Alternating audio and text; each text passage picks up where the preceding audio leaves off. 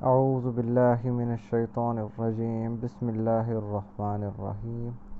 آج ہم سورہ العادیات پڑھیں گے، تو آغاز کرتے ہیں۔ والعادیاتی، ول جب شروع میں ول لگتا ہے نا اور آخری حرف کے نیچے زیر ہوتی ہے، اس کا مطلب ہوتا ہے قسم۔ والعادیاتی، قسم ہے دوڑنے والیوں کی۔ یہ ہے جمع مؤنث، مؤمنات کی طرح، مسلمات کی طرح، عادیات۔ والعادیاتی، قسم ہے دوڑنے والیوں کی۔ ضبحن، ضبحن کہتے ہیں سانس، جس کا سانس پھول رہا ہو۔ یہاں پہ گھوڑوں کی بات کی جا رہی ہے، تو اس وجہ سے گھوڑے کے بھاگتے ہوئے جب سینے سے جو آواز نکلتی ہے نا، وہ تیز تیز سانس کی، اس کو ذبح کہتے ہیں۔ تو والعادیات ضبحن، قسم ہے دوڑنے والوں کی۔ ہم اردو میں ترجمہ وہی کریں گے، عربی کے لحاظ سے تو وہ بنتا ہے کہ دوڑنے والیوں کی۔ تو قسم ہے دوڑنے والوں کی پھانپتے ہوئے۔ فا، اب چونکہ ایک ہی قسم ہے، آگے آ گیا فا، تو جب فا آتا ہے تو فا کا مطلب یہ نہیں ہے کہ اب اللہ تعالیٰ ایک اور قسم اٹھانے لگ رہے ہیں، بلکہ جو اٹھا لی ہے بات، جو پیچھے چل رہی ہے، اسی کو مزید بیان کیا جا رہا ہے۔ یعنی اب گھوڑوں کی خصوصیات بیان کی جائے گی۔ فا کا مطلب پس، الموریات، ایرا، موریات میں جو ایرا لفظ ہے نا، اس کا مطلب ہوتا ہے چنگاریاں نکالنا۔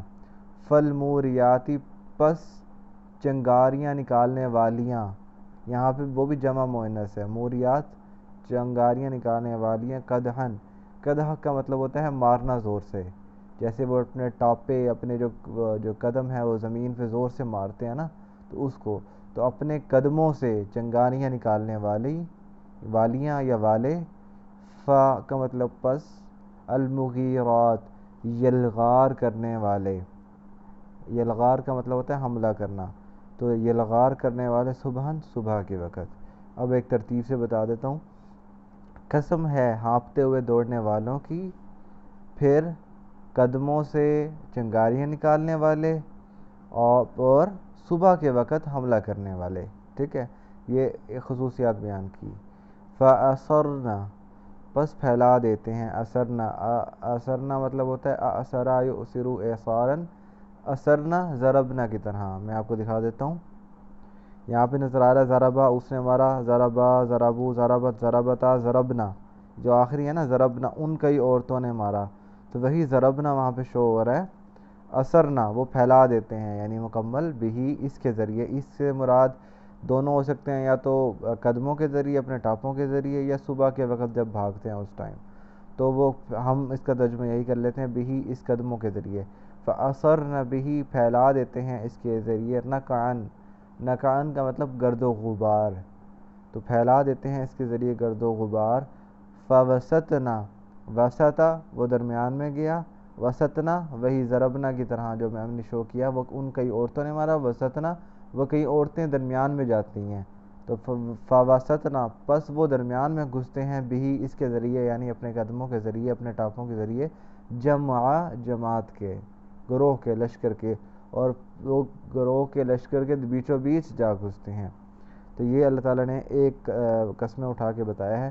ان الانسان، بے شک انسان، لربہ، اپنے رب کے لیے، لام زیر لی کا مطلب کے لیے، ربہ، اس کے رب کے لیے، لکنود، کنود کا مطلب ہوتا ہے جو ناشکرہ ہو، جو نعمتیں یاد رکھے، جو نعمتوں کو بھول جائے اور اپنے اوپر آنے والی مصیبتیں یاد رکھے، تو یہ ان الانسان لربہ لکنود، بے شک انسان اپنے رب کا بڑا ہی ناشکرہ ہے۔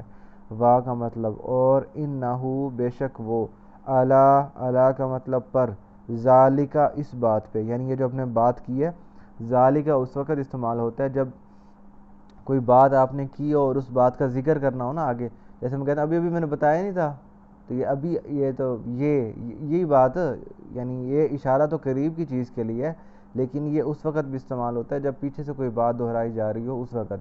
فَإِنَّهُ عَلَى ذَلِكَ، اور وہ اس بات پہ، یعنی یہ جو ناشکری والی بات ہے، اس پہ لشہید، گواہ بھی ہے۔ شہید کا مطلب ہوتا ہے گواہ ہونا، اور وہ اس بات کو جانتا ہے، اس بات پہ گواہ بھی ہے۔ وَإِنَّهُ، اور بے شک وہ، بے شک وہ، لِحُبِّ الْخَيْرِ، حب کہتے ہیں محبت کو، حب الخیر، خیر، عربی میں خیر مال و دولت کو بھی کہا جاتا ہے، کیونکہ اس سے خیر ہی خیر ہے نا، جس کے پاس مال و دولت ہے تو خیر عربی میں مال و دولت کو کہا جاتا تھا. تو وہ مال و دولت کی محبت میں لشدید شدید ہے، وہ مال و دولت کی محبت میں بے شک شدید ہے. افلا یعلم، علی زبر آ کا مطلب کیا، فا کا مطلب پس، لا کا مطلب نہیں، کیا وہ نہیں، یعلم علیمہ حسیبہ کی طرح، سامعہ کی طرح، سامعہ اس نے سنا، علیمہ اس نے جانا، یعلم وہ جانتا ہے یا جانے گا. افلا یعلم کیا وہ نہیں جانتا، اذا جب، بعثرہ، بعثرہ یہ تھا اصل میں پیسیو وائس، بعثرہ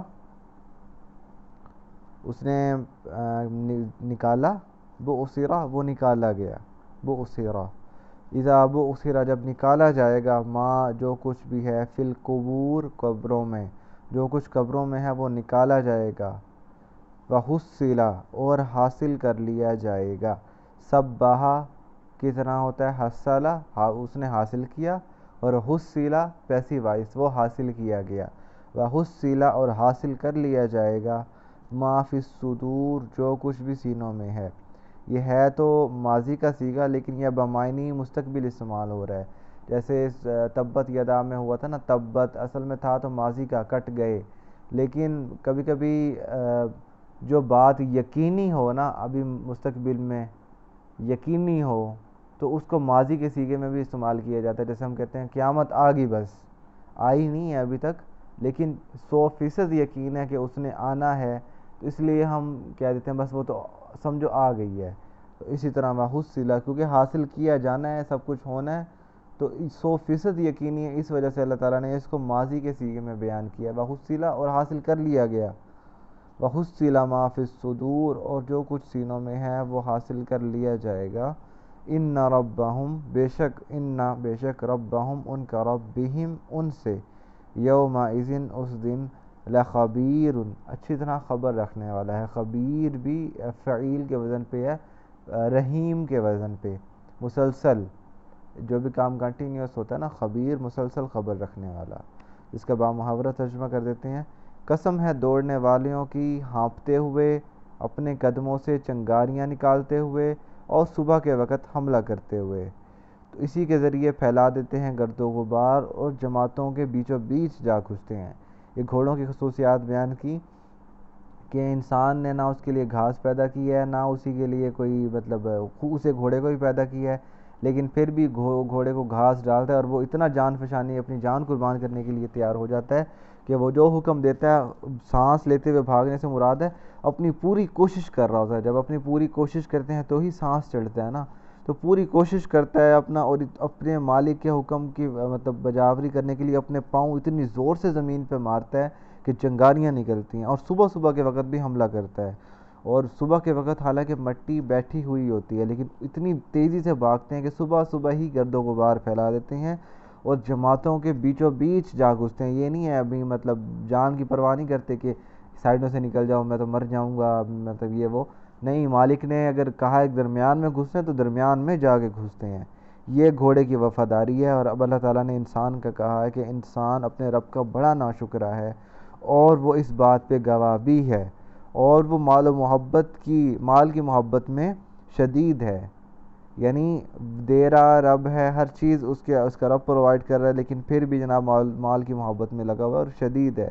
افلا یعلم اذا بعثر ما فی القبور کیا وہ یہ نہیں جانتا جو کچھ قبروں میں ہے جب وہ نکال لیا جائے گا. قبروں سے مراد یہ ہے کہ یا تو ان کے جو ڈھانچے یہ بھی اور اعمال نامے بھی.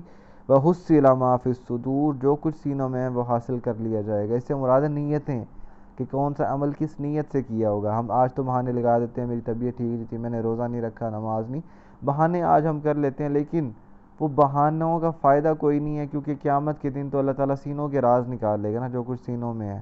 وحصل ما فی الصدور، صدر کہتے ہیں سینے کو، صدور اس کی جمع، اور جو کچھ سینوں میں ہے وہ حاصل کر لیا جائے گا، اور اس دن ان کا رب ان سے اچھی طرح باخبر ہوگا. تو یہ سورہ عادیات کی تفسیر ختم. وما علینا الا البلاغ المبین.